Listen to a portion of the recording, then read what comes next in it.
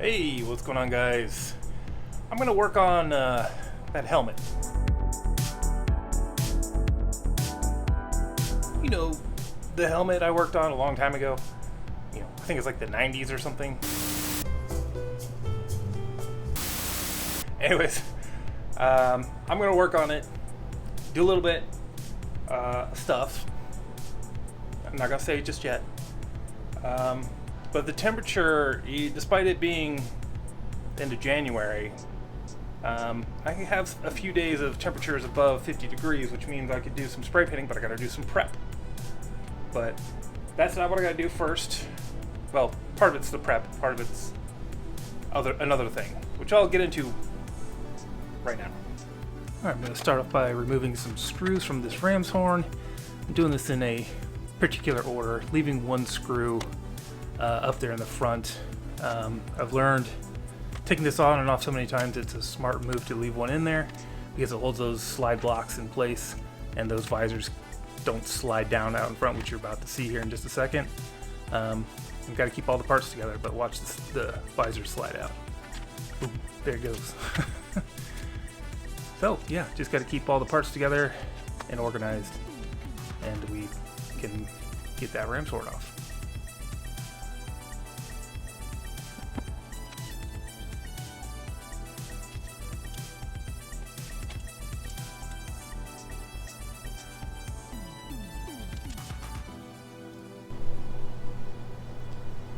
Alright, you can see the ram's horn is removed again. Did that for two reasons. Partially, it's for prepping the dome here. The main helmet piece, it's got to be prepped for paint, which means I need to actually throw a little primer down because undercoat does matter. And I don't want weird little red splotches showing through. I don't have to necessarily primer the whole thing, but I do need to go through and just scuff the whole surface up. That way the paint's got something to stick to. Yeah, you know, like I'm going to do a light gray primer, so it's not going to be white, but it's going to be a lot closer than, you know, this dark brick red color. So I want a nice, smooth, even color of white. And then the other part is I'm going to fix the fasteners into the ram's horn for the Mohawk. And I don't know why I didn't think of this before, but I can just attach the Mohawk to the ram's horn, glue them on without it being on the helmet. That way they're exactly aligned where they need to be, and I can use E6000 and not worry about it spinning because I'll be able to put my finger on the back easily.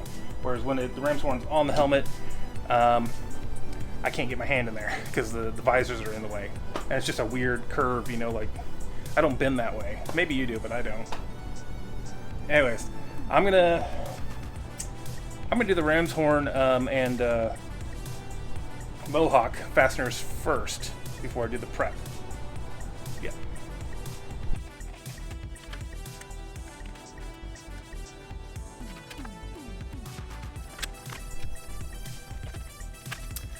What I'm doing here is I'm just using a screw to try to push out any of those fasteners that I glued in before, just to see if there's any that are loose, and that way I can reattach them. I don't want to have one pop out later and then I've got to clean them up because I got a bunch of glue junk on them, so I want them to be able to lay flat and secure against the hole, and so I got to clean all that junk off of there.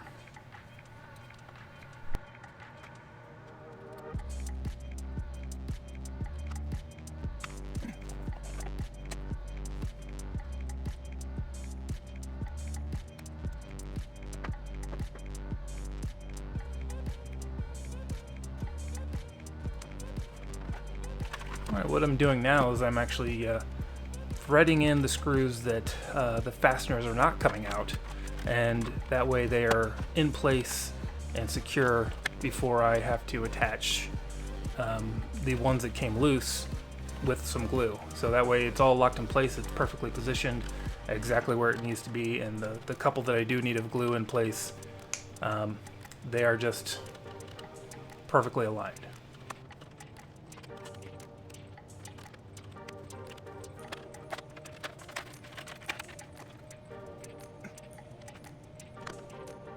Just throwing a little E6000, well, it's not E6000, it's Shugu, around the flange of each, pushing them in there, and then because I can get my hand on the backside, I can really put some pressure on them and thread them down really tight.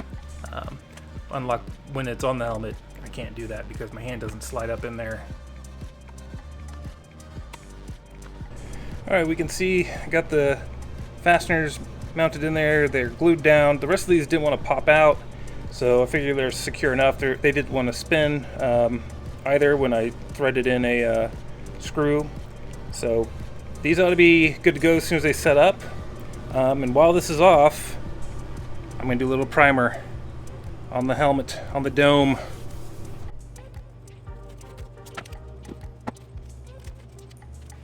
Just throwing a little masking tape down. Got to throw a little protection on the plastic trim that is on this.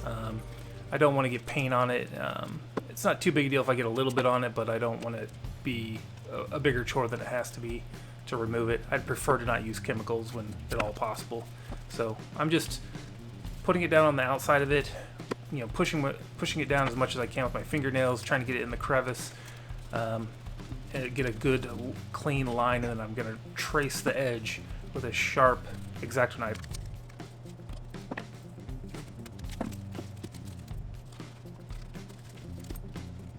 The key is that it needs to be really, really sharp, because I don't want to have to put too much pressure and score the helmet.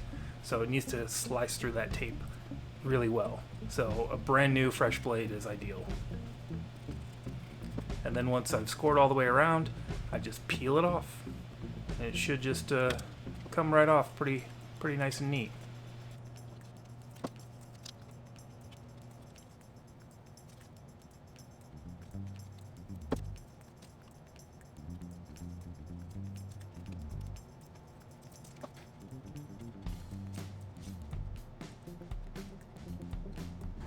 Alright, I got my airbrush all set up. If anybody's wondering what my primer of choice is, I'm going to be using Mr. Hobby, Mr. Surfacer 1000, and mixing that with Mr. Color, well, which is also Mr. Hobby brand, Mr. Color Leveling Thinner 400. This is what I use on like plastic model kits, and it's what I have available. I don't think I have any rattle can spray, spray paint that's a primer, and I'm okay with that because I don't like rattle cans. As you just watched, I masked this off. I don't need it to be a great mask job. I just need to protect from a little bit of overspray. I'm not coating this whole thing. I'm just going to hit these red spots and a few other little spots that I think could use a little help, where I sanded through the coating here, so I wanted to have something better to stick to. I'll probably give the whole thing like a quick dusting, but yeah, just need to hit the red spots for the most part. So let me get to spraying. I really, really prefer the control you get with airbrush. It's just so much better than using a rattle can. I know I say how much I hate rattle cans all the time, but once you use an airbrush, like, you're not going to want to go back to using rattle cans. It's just annoying. Downside is sometimes you can't get the color you want in for the airbrush. You might have to mix colors or be creative in some other way, you know, doing an undercoat or whatever, but I definitely prefer the control and being able to control the viscosity of the paint as opposed to just relying on the rattle can.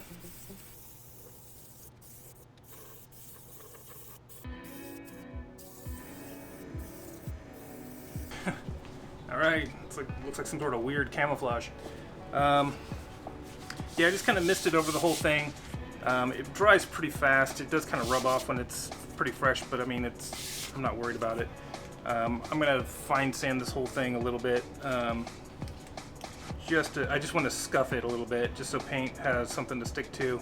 I might Bondo a little bit more. There's some spots here that I don't like around this. Yeah, there's like a little spot there that is funny, and then there's like a mark right here that I never saw, and there's like a low spot. And there's a little bit right here that I prefer was better, but that's why we primer.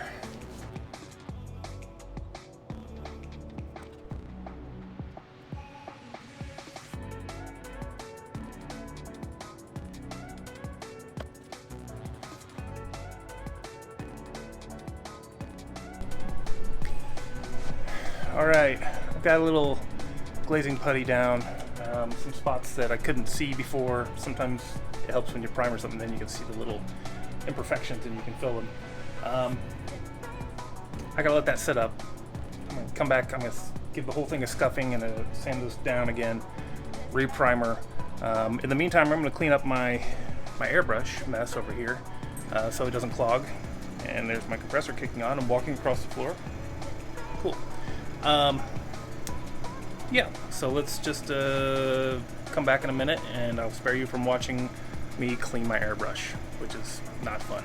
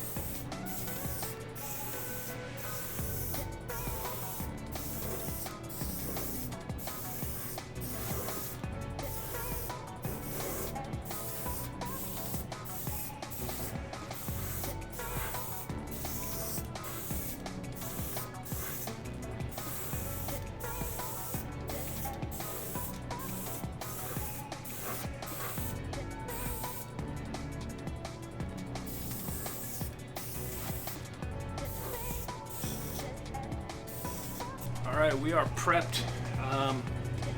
This is worry spots I had before. I've bondoed and reprimered. It looks better.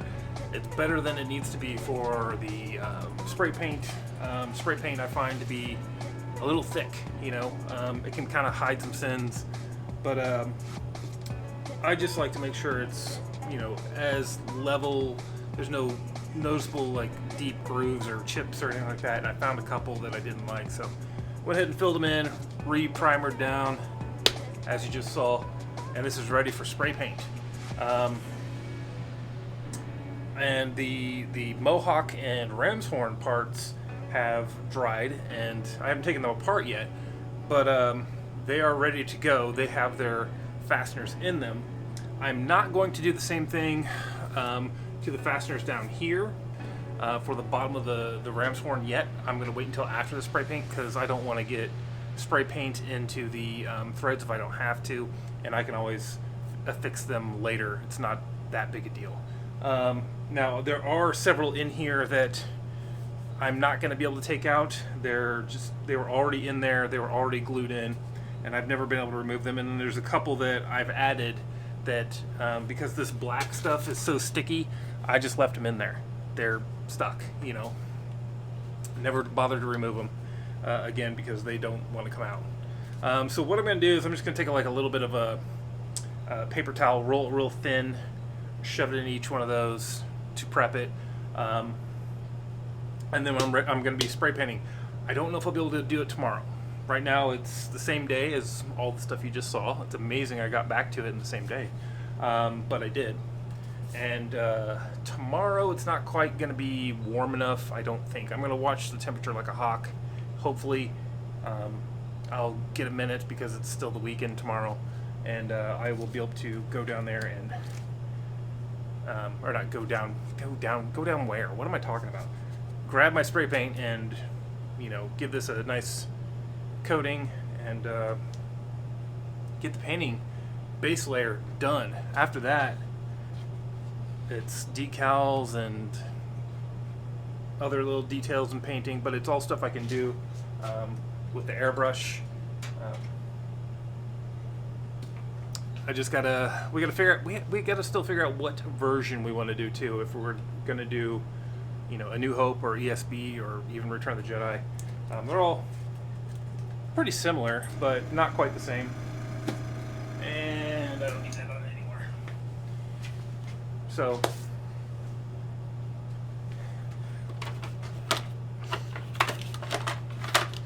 here's where we sit. I think this is kind of awesome without the helmet in there. It's kind of like a weird, like, exo shell helmet thing. It's kind of badass. It honestly looks like something like somebody would wear in Star Wars, maybe if it was a little bit more closed in.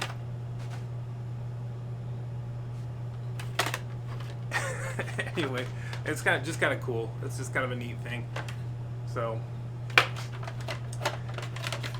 we're almost there, guys. We're getting real close.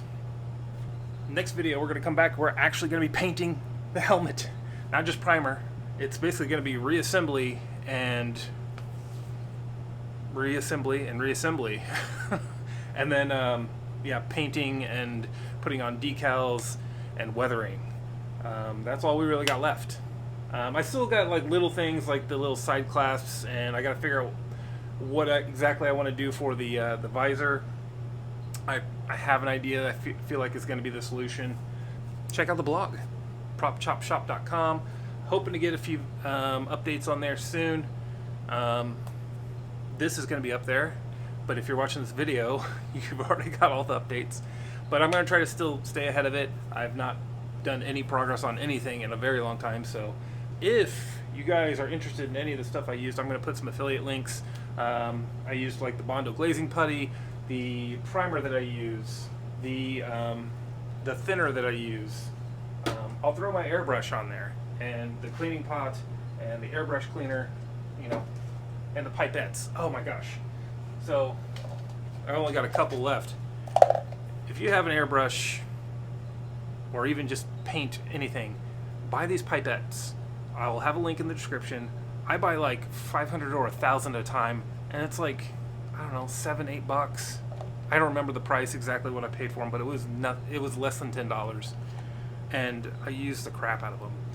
I get one dirty, the paint dries in it, I throw it away. It was literally pennies.